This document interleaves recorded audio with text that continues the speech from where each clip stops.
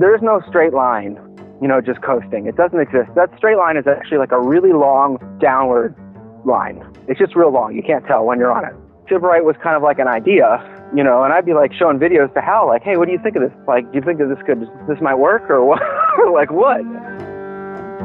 Welcome to another episode of Contrabass Conversations, your show covering life on the low end of the spectrum. I'm your host, Jason Heath, and we are sharing the story of Louis Levitt today, how he created Sybarite 5 and a career in chamber music for the bass. Who thought it could be done? He did it, and how you might be able to do the same thing as well. I'm super excited to bring you this conversation, long overdue.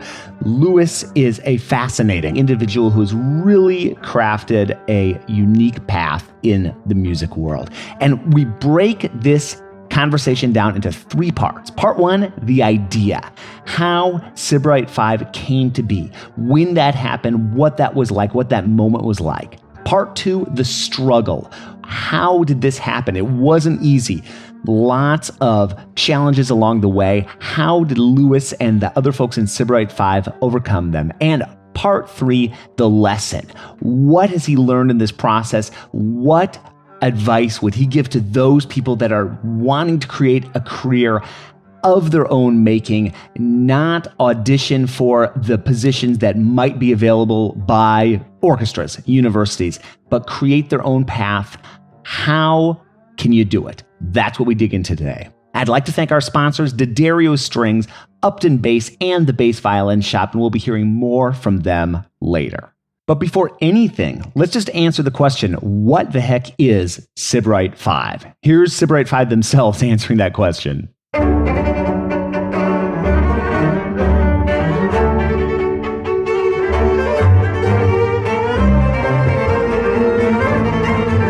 Sybarite 5 is a string quintet. It's two violins, viola, cello, and double bass. What I love about Sybarite 5 is our ability to cross boundaries and discover new sounds. We really are in control of the repertoire and the music that we choose to present. We get to commission a lot of works. We get to play the music we love. We like to break down the boundary between the audience and the performers. We talk between every piece. We allow the audience to get a chance to know each of us individually. We are dedicated to expanding the repertoire for our ensemble and commissioning new composers and bringing new sounds into the world. The only rule we have is that we have to love the music we're playing.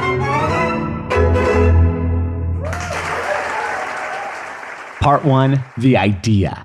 And the idea for this group came, as many great ideas do, at a summer festival. This summer festival was Aspen, where Louis went for many years, and he performed outside of a bakery in Aspen. And we talk about how this is both low stakes and very high stakes, based on the fact that all these musical luminaries are wandering around offering advice to these folks playing on the street corner. It was like, oh, who cares? We're just playing out on the street. And then it was like, oh, wait, there's David Zinman. Oh, there's Gil Shaham. There's Nadja Salerno-Sonnenberg. Oh, she's sitting down. Oh, okay, we need to, like, what do we do? Oh, wait, there's Eugene Levinson. There's my teacher. There's my other teacher. There's the guy that I want to study with who won't let me in the studio. What am I going to do? I have a lot of memories, that kind of stuff. So it kind of was I guess it was kind of a school in itself. And then it would be like, hey, it is 53 degrees outside. How am I going to get this to work right now? Louis, like so many of us, went to conservatory with the idea of being in an orchestra professionally. That was my idea as well. So many people. And like so many people, life went in a different direction. So here's Louis talking about that journey, how he got from that orchestral path, that conservatory path, to what he's doing now. I went to school to study orchestra. I wanted a job in an orchestra. Well, that was it, And so that's what I was doing. At some point, I kind of really fell in love with playing chamber music by like a roundabout way. And then I just decided, hey, like I would look into some chamber music, and that happened. A lot of that would happen in Aspen in the summer because that's when people like had time and scheduling. And I realized there just wasn't anything. Like there are like 3 or 4 pieces, or maybe there are like, I know there's a list of like, 3 or 1,000 pieces or something. But like 2,923 of those probably shouldn't be played. So it just wasn't there. And I formed a lot of different groups and tried a lot of different things. And the whole time I always had this group that was kind of playing outside the bakery. And that was really just, that was kind of for fun. And it was also because, Aspen was kind of a really expensive place to be in the summer. And this was a way for us to survive. The group there, which, I started going to Aspen, and I guess I'm going to date myself here, but my first summer was 1997. And I went as a student until, I want to say for a good 10 years, probably till 2006 or something like that. And so I was ingrained there, and I had fellowships to study orchestrally with Paul and Laszlo and all those guys, and that was what I was there for. But I was always doing this kind of gig because that was required, and we got kind of well known for it, and it was just kind of fun, and it wasn't anything serious at all. And one day I got a phone call from the Aspen Music Festival. And it was someone from their office. It was Debbie Barnacle calling from the Aspen Music Festival. And she said, you guys, listen, we're in a bind here. David Finkel is doing a concert tomorrow with his wife, Wuhan, and he's kind of over-practiced. He's kind of hurt his arm. He's not sure if he can do the concert. Would you guys be willing to, step in and do a concert, a chamber music concert with your group? And I thought it was a joke. I hung up the phone. I said, that's really funny, Debbie, whatever your name is. I don't know who it was calling. It was one of my friends. I was sure it was one of my friends calling. And I hung up the phone, and they called back 10 seconds later, Louis, please don't hang up the phone. Really, my name is Debbie Barnacle. I'm calling from the Aspen Music Festival. We really could use help.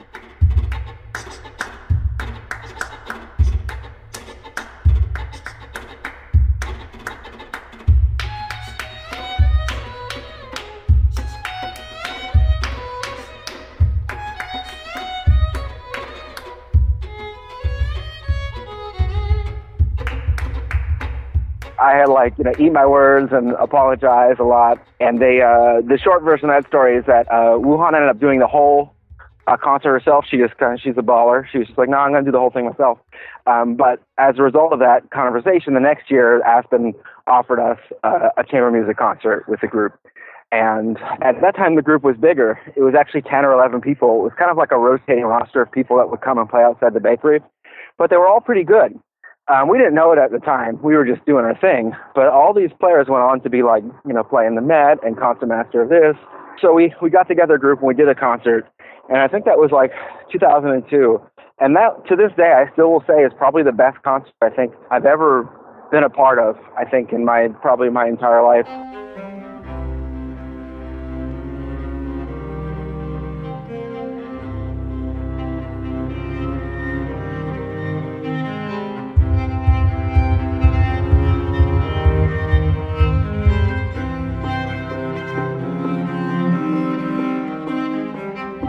Okay, so you've got a string quintet. Now what do? You want rep.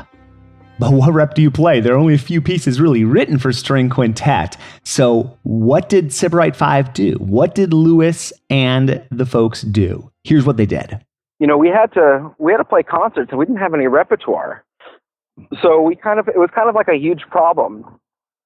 But it was also kind of like a wonderful thing because it meant we could kind of do whatever we wanted. So we sat down and said, well, what music do you want to play? Well, what do you like? And what composers do you like? And we would ask our friends that were composers, hey, do you have a piece for us? Or, hey, I heard you write this piece. Would you do a version for us for string quintet? We really like it. We think it would be good. And we just started doing that. And then we also started saying, well, if there's anything you could play, because we can play anything we want. And we kind of had a discussion at the beginning that was well, one of the things we're definitely not doing is taking a string quartet and adding a bass part. There was never a real desire to do anything like that. It just never felt like a thing that needed to be done. But we all decided we wanted to play the music that we love, no matter what we were playing. It had to be something that we really loved. And one of the things we all were kind of into at the time was Radiohead. And we all kind of agreed on that. We were all yeah, wouldn't it be cool if we could play some Radiohead? And at some point we just started talking to composers saying, hey, would you write a piece for us inspired by Radiohead, their music? And then that kind of really quickly turned into, would you be willing to do a arrangement of a Radiohead piece that you really like or something like that? And then we did that and we enjoyed it so much. And it was very satisfying for us and for the audience because we were taking music that they had never heard before. We were playing it to this like very serious classical chamber music audience that was hearing Mozart and Dvorak. And they were like, oh my God, I can't believe I've never heard of these composers. They're fantastic. Because we wouldn't write it as like Radiohead. We would say like composed by, Thomas York and Jonathan Greenwood. Or, we would list it like a classical composer. So we were finding a way to kind of bring the music somewhere new. And there's a whole generation of people who it just like completely passed them because it was never presented to them in an accessible way. And for them, an accessible way was like, well, on violins. That became like its own thing. And we at some point, we decided, we really wanted to like just record them all and have them and make them available to everyone.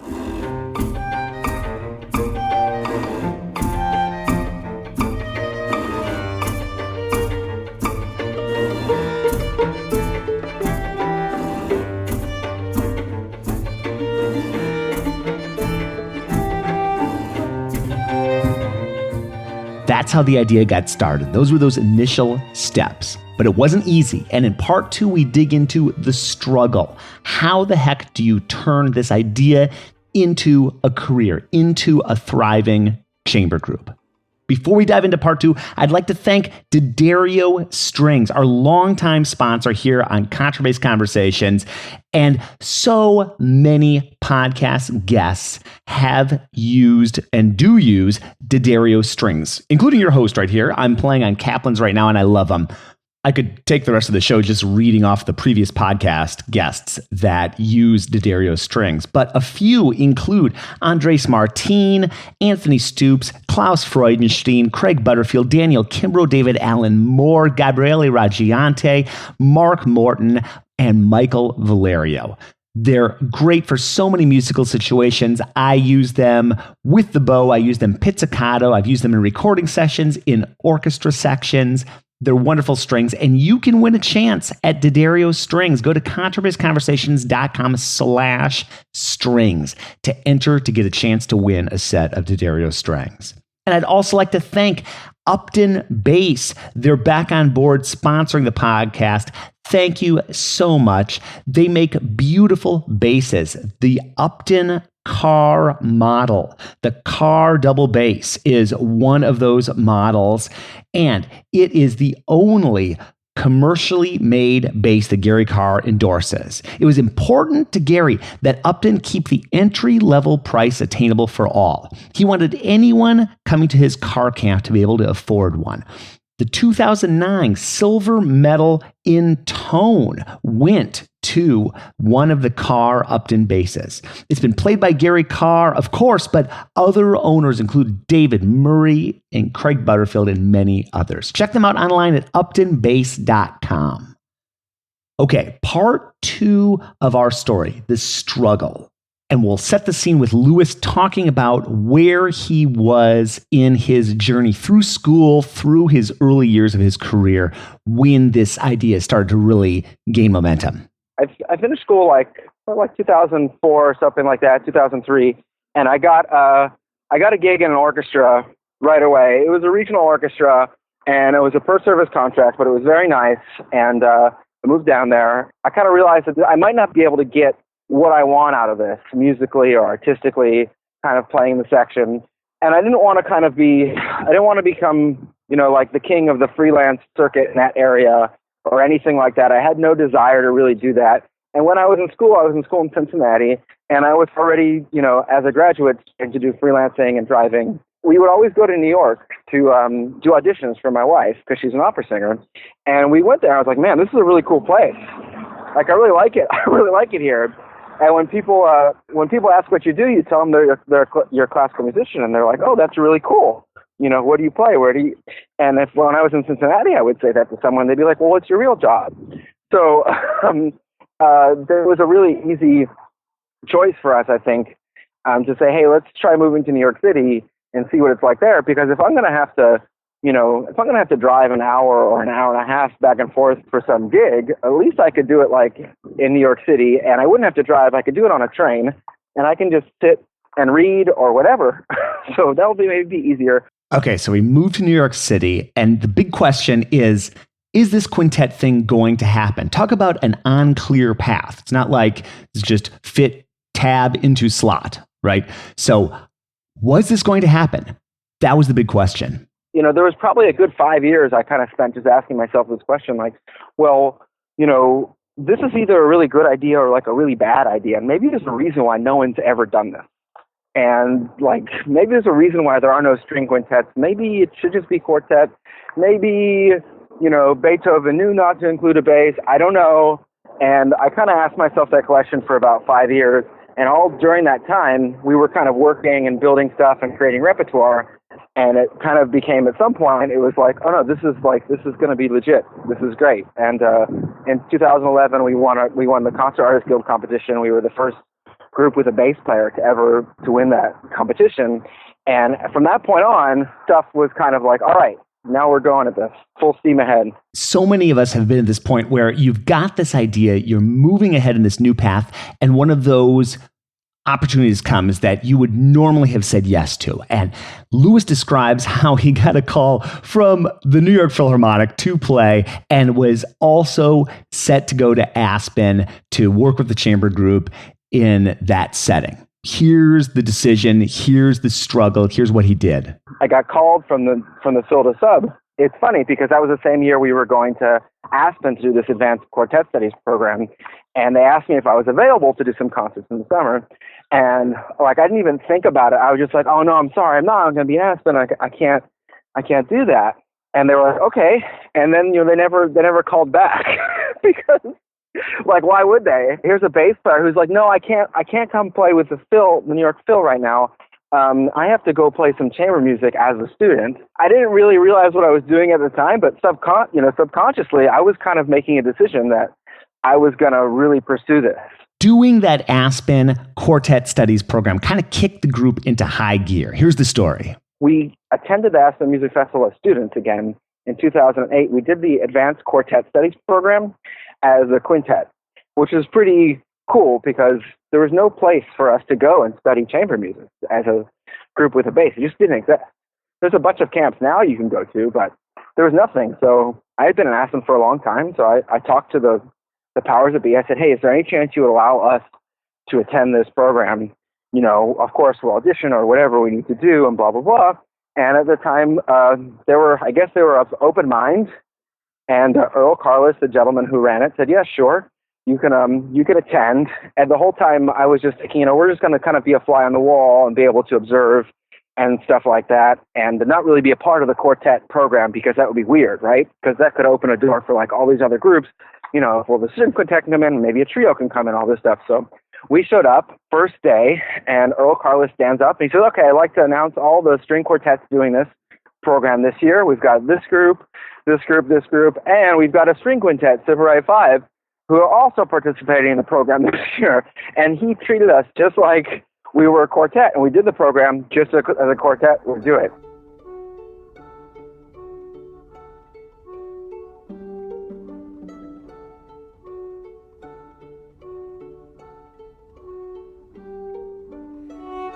It was the first time when the group was actually just focused on doing the group versus doing everything else. And even in that focus, I was still working on orchestra auditions. This was 2008. I attended WABASE, which was a really great experience that summer. But again, I was kind of like, Sybarite was kind of like an idea, and I'd be like showing videos to Hal, like, hey, what do you think of this, man? Like, do you think that this might work or what? Like what? And the whole time it's like, and can I play some, and now I need to do number 9 for you, okay? Can we work on let's work on that. The next thing we talk about, and I love this so much, is how taking that energy that Louis was putting into orchestra auditions and channeling that energy into Sybarite 5, what a difference channeling that energy made. And I identify so strongly with this. In fact, getting the podcast and the blog going for me back in the mid-2000s, it was exactly the same moment when I decided to stop taking orchestra auditions. I found all these extra hours all of a sudden, and I channeled them into these projects. Louis shares his story of how moving his focus shifted things for him. Realize that and I would put a lot of energy into these orchestra auditions, as you know. You're going to be practicing as much as you can. Maybe it's 4 or 6 hours a day, but to get that 4 or 6 hours a day, you're going to be like, that's all day. You're spending all day and you're writing the list and you're playing for people and you're really like in this interesting kind of, I don't know how to explain it, but it's just like some kind of almost like training zone, like athleticism. And, you've got to be at your peak performance and you kind of like shut out the universe to do this at least a lot of us do. That's the way we do it. And I could put a lot of energy into that. I mean, a lot. And I could go to an audition and I could feel like I played well and still nothing could come of it. Even if you advanced, it wasn't mean it didn't mean anything. It didn't necessarily translate. Sure, I could grow like musically or something like that. But I realized when I put in the kind of energy, started putting that kind of energy into the chamber music group, I was getting it out right away. So I could spend that time that maybe I was, working on one thing and one excerpt that was really bothering me. And maybe if I spent that time working on one thing with Sybarite, and that could be musical, it could be non-musical, it could be like maybe I'll be working on our website or our materials or how are we going to describe ourselves. Or maybe I'm talking to a composer about getting a commission or something like that. And that stuff would come back right away. I would see results right away. And at some point I realized, hey, why don't I just try not taking that audition? Because, when the auditions happen, you're kind of like, I have to take it. It's a really good one. It's a good one. I should take this one. And sometimes you're like, this is a bad one. I still need to take it. Just for experience. I need to do it. So I don't know which one came up, but something came up and I was like, okay, I'm not doing it. I'm going to let this one go. I'm going to spend the time and the energy on Sybarite. And that just became like a really positive snowball. In addition to the challenges of getting the group off the ground, figuring out how to get the momentum going to actually turn this into a career, Louis began to struggle with some physical issues. We talk about the story of that and how he eventually went to France to study with Rabath and learn how to stand, how getting off the stool and standing made a huge difference for him in terms of his own playing and just physical health in general. I did something a couple years ago, and as I went to go study with Francois in Paris, and that was a really important thing for me to do, musically and on the bass. And I always played sitting on a stool, and one year I was with Sybarite, I guess it was probably 2012 or 2013, and we did a lot of touring, and I was like 100,000 miles of flying and airplanes, and everywhere I would show up, there'd be a different stool, okay? And I couldn't travel with my stool. I could tell the presenter, hey, I want a stool that's, I don't know, is 27 inches tall and has a round metal rung and so forth and so on. But like, that never happened. They almost never could get that for you. It was just like, no, this is the one we have. So after traveling for like a month straight and all this time on the road, going down to play with the orchestra in Sarasota, and I bent over to pick up my bass.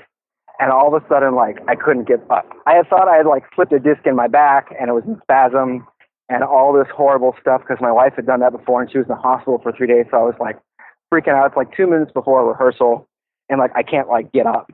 And so somehow I managed to figure out a way to right myself and pick up my bass and kind of just barely hold it for the rehearsal and kind of, get through it. And after that rehearsal, I went to like the room next to the rehearsal hall, and like I laid down, got in like fetal position. I think I started crying because I was like, what have I done? What have I done to my body? And my hip had come out of its socket. It was basically from like traveling around a lot and playing on different stools every night and doing weird stuff, like coming around the bass at a weird way to get a lot of sound or do something like a big twist in your back, something that's really not good for you to do. And it was on a different stool every night, and I did it, and, my body was just not, 25 years old anymore, and it was just like, no. So I had the hip put back in. It wasn't a big deal. It got better, and I did physical therapy, but I play a big bass. I play a pretty big bass, and so, it's like an orchestra bass. It's pretty 7/8 size, high kind of cello-y shoulders. It's not, I've done a lot of things to make it more friendly to play for like solos and chamber music, but really it's like, it's a kind of bass that if you own that, you probably have a job where you keep that at the hall, like that, you keep that there and you don't lift it up a lot. It's really heavy, but I wasn't doing that. I was taking it on the road and I was lifting it everywhere and in a flight case and all this stuff. I didn't have like a travel bass. I kind of got turned on to the idea of, well, maybe I should start playing standing. And I was pretty uncomfortable with standing with a regular end pin, as I always have been. I never could do that. And I knew that wasn't going to work for me. So I remembered the time that I spent working on robot stuff. And at that time, people were doing, a lot of people were drilling their basses and putting in, the Labrie end pins. And I called up Paul Ellison to ask him, hey, man, this has just happened to me. Can you talk to me about this? And he did. We talked for, an hour or two about it. And I ended up getting my bass drilled. And then when I did that, all of a sudden, of course, it was really great for me to be able to play standing. But all the things people were teaching me about the Rabat method, all of a sudden made sense. Once I was standing and I was balancing the bass in that way, all of the stuff that I couldn't do before, like pivoting really when I was sitting, didn't really make a lot of sense to me. I would just kind of shift and it would be better. And it wasn't, all these things didn't make sense. As soon as I got that, I was like, oh, wait, now I want to explore all this music. And I want to also make sure I'm doing this right, because I don't want to hurt myself again. I want to make sure I'm holding the bass the right way now so I can play for a long time. And Francois, as we all know, still playing and very well. So who better to go to explain it than himself? So actually, the entire ensemble, Sybarite 5, with the exception of the cellist, now stands. And here's what a difference that has made in terms of their performance. Here's what standing does for the group. Yeah, it's funny because now we all stand. Everyone in the group stands except for the cellist. And that's something that has really just happened very recently. We went to go play in Japan, and we decided that we were going to try to do it standing. And now that we've all done that, because I've been standing for a couple of years now, just because I don't want to ruin my body. And I do think it makes a difference just in the fact that you have more freedom of movement. Having that freedom allows you, to be able to move around. And sometimes the music kind of requires that, or maybe, the instrument we play is really big. And for me to be able to just kind of step forward slightly with my right foot, instead of twisting my upper body while sitting on a stool, is a much better thing for my body to do. And also knowing that, hey, I can step a little forward. I can also not. You have a choice. You have a choice. And if you're playing, standing and your friends are standing, like the violinists, they can get real close to you. You can get a little bit closer. I think anytime a lot of the ensembles I see that I really love, and I mean, they're moving with each other, and they're playing very well together, and they have a really convincing, artistic and musical statement, and most of the time they're standing. Louis's teacher at Cincinnati College Conservatory of Music, Al Laszlo, also stands and has some great perspectives on standing and what that does for you. Yeah, and Mr. Laszlo would have told me this, because he stood when he played, and he devised a whole system to stand with a bend end pin that's different, just a little different than what Francois does. But he would always tell me that when you're standing, it's like the earth is your lever, and you have a longer lever if you're standing, because you can use the whole ground as your balance point.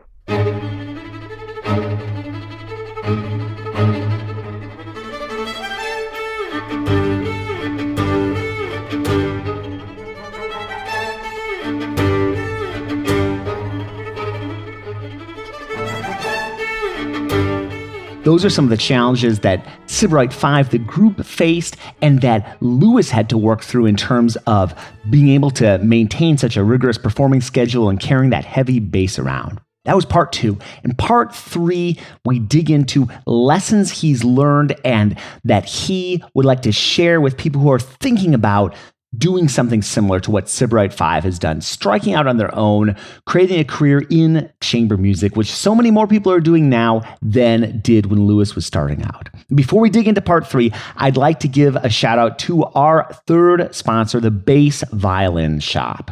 And if you're looking for professional setup, repair, or restoration, you can get all of those at reasonable prices at the Bass Violin Shop. They go beyond their customers' expectations with meticulously set up basses, friendly and helpful staff, and highly skilled luthiers. And they've got one common goal in mind, that's making their customers happy with whatever bass they happen to play.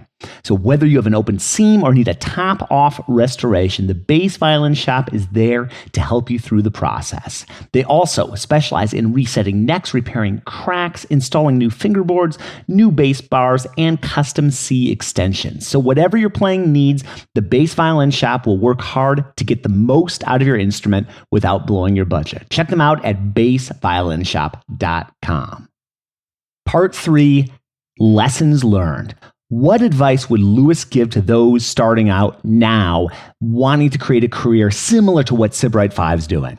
Oh man, it's such a kind of different. It's a little bit different because there's now stuff out there. Before it was like, okay, we can really, we really had the opportunity to screw up a lot. No one was going to judge us because they didn't expect us to succeed in the first place.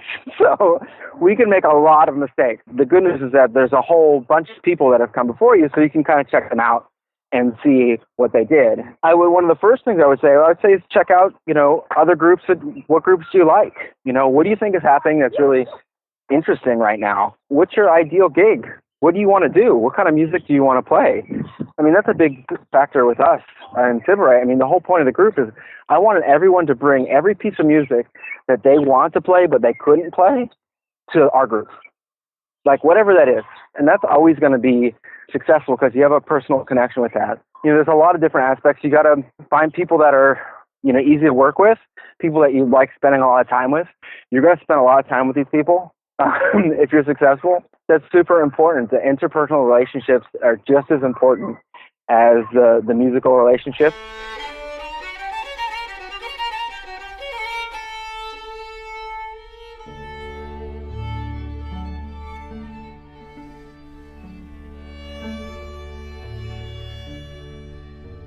And there's a lot of great programs and camps now that you can do, and I want to harp on this for a second. And one of the things that's really stuck with me was something that I can't take credit for, but it's something Hal Robinson told me when I was at Wabass, and it's just, focus on musical and artistic growth.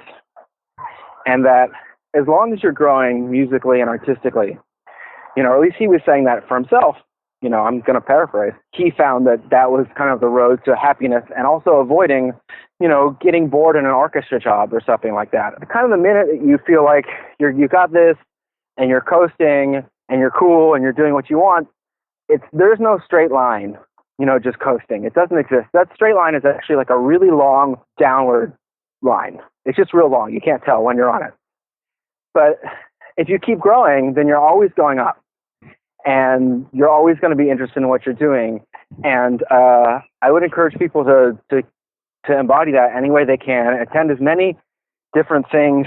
And, when I was studying, you didn't really study with a lot of different teachers. You really kind of picked someone and they were kind of your guru. And I think that now times are a little bit different. You can get opinions from more people. You can seek out new ways to play and incorporate them into how you are playing now. There is no one way. And I think that's really great. I attended something recently at this Yo-Yo Ma Silk Road Global Musicians Workshop, which is run by a guy named Mike Block, who's a cellist. He's a great cellist who plays with Silk Road and is I guess he calls himself a multi-genre cellist. Plays in a lot of different genres. He's an extremely accomplished musician. And I would highly recommend checking out things like that, doing things like Wabass, really important. I can think of so many ways in which I wish I'd been trained. Looking back at my time in college, Louis shares what he found lacking in his conservatory training. My conservatory teaching did not teach me. In fact, it was kind of like, no, don't do that.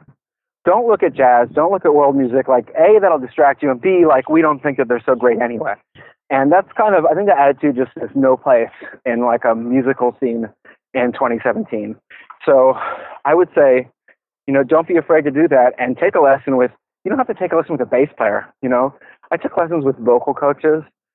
You can take lessons with people who play different instruments. And even if you're doing orchestra auditions, I would play for, because on the committee, it's not just going to be all bass players. There's going to be a clarinetist. Well, what is the clarinetist listening for?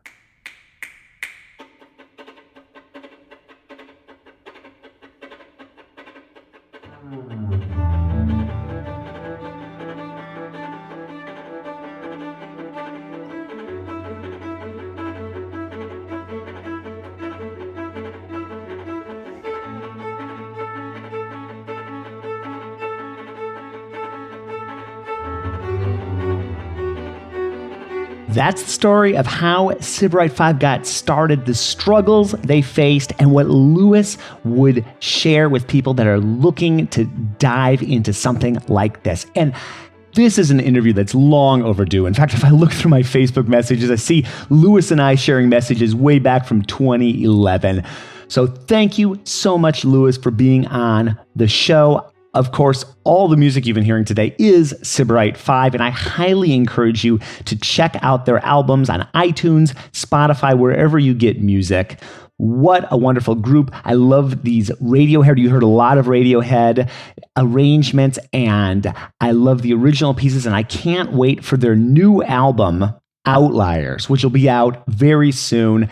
Definitely give that a listen as well. Visit them online at sybarite5.org. Follow them at all the usual places, Instagram, Facebook, YouTube.